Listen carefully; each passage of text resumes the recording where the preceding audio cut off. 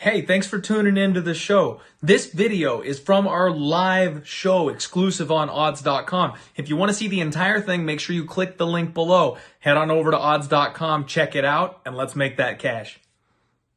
That scrolls us right on through to a middleweight fight between Eryk Anders taking on Antonio Arroyo. Another really fun fight. So I've got thoughts on this one, folks. I've got thoughts on this one. Eryk, your boy Anders, is 13-5-0.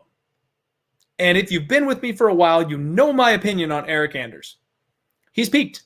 He's absolutely peaked as an MMA fighter. He relies on his athleticism, his physical strength. This guy does not know how to change gears or do anything different.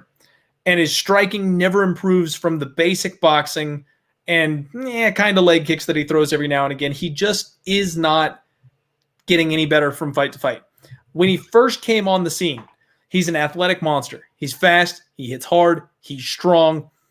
I thought the world of Eryk Anders, and I thought that he was going to be a guy that really rocketed up to the top of the division because of that raw athleticism that he could harness, almost like Greg Hardy is doing in the heavyweight division. However, Eryk Anders has just peaked out. He got to a certain point. He has fought some big names. He fought Lyoto Machida, stuff like that. But he loses to everybody. He's low volume. He runs out of gas. He has to manage himself so he doesn't slow down, and then he does slow down anyway. So there's a limit to how much output he's going to have in every single fight, and he doesn't have much of a ground game on him.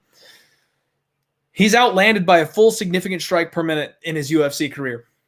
A full significant strike per minute. That's a bad number. And on top of that, he's got a win over Gerald GM3 Mearshart, where he was outlanded in significant strikes. I want to say 73-64 in a fight that, in my opinion, was a bad decision and should have gone against him. And I bet him on that spot, I think. I believe I bet Eryk Anders on that fight. We won the split decision, and I fully believe that Gerald Mearshart should have gotten that nod. So in Eryk Anders' last 6 fights, he is 1-5 on my book. It says he's 2-4 on his record, but in my book, he's 1-5. And the only win that he has in his last 6 fights is a knockout over Vinicius Moreira, who's literally the chinniest guy in the UFC. This guy is 9-4. He has no stand-up game whatsoever. And he has 3 knockout losses. He's on an 0-3 run, all 3 by finish in the UFC. I don't know if he's with the organization anymore, but if he is, he's going to give a leg up and be a resume padding fighter for one more person before he gets the cut. I'm not at all impressed with Eryk Anders anymore. And I'm on Antonio Arroyo here. If I didn't tip my hand already enough with this early breakdown, I am on Antonio Arroyo. Dude is 9-3, comes to us from the Dana White's Tuesday Night Contender Series.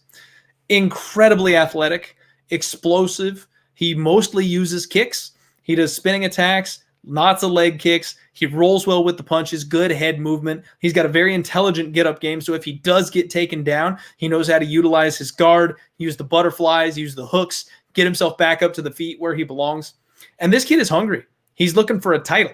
He's improving every time we see him, and he's coming off of a nearly year-long layoff. Now, that year-long layoff, as far as I'm aware, is not due to any type of suspension or performance-enhancing drug or injury.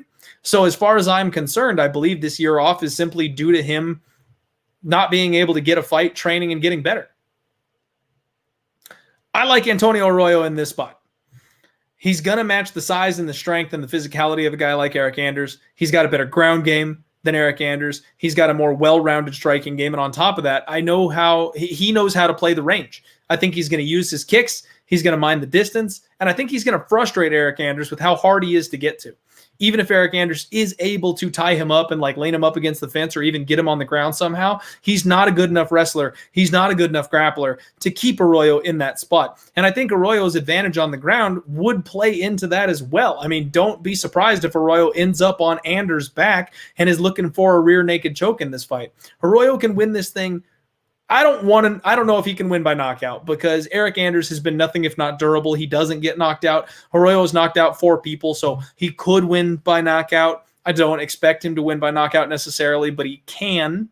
He can absolutely win by submission, and he can absolutely win this thing by decision. I think he's got more paths to victory, and I understand that given the experience that Eryk Anders has, he's got to be made the favorite in this spot. But I absolutely love it. I will take the dog shot on his opponent.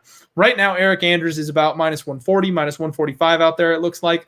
You can get plus 110 to plus 120, maybe plus 125 in a couple of spots on Arroyo. I got plus 125. I locked the dog up at plus 125. I'm looking forward to walking the dogs this weekend, folks. They are absolutely barking. A lot of these favorites, I know they're short favorites, but a lot of these favorites are untrustworthy favorites, and there's a lot of upside on a lot of these underdogs.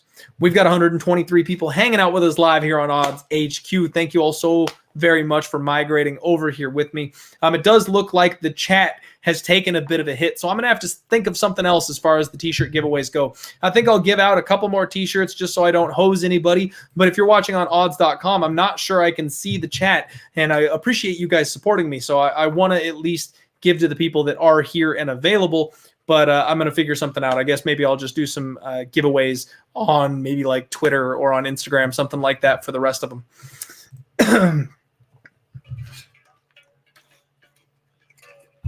Woo! I swallowed wrong. Thank you. Sorry about that. All right.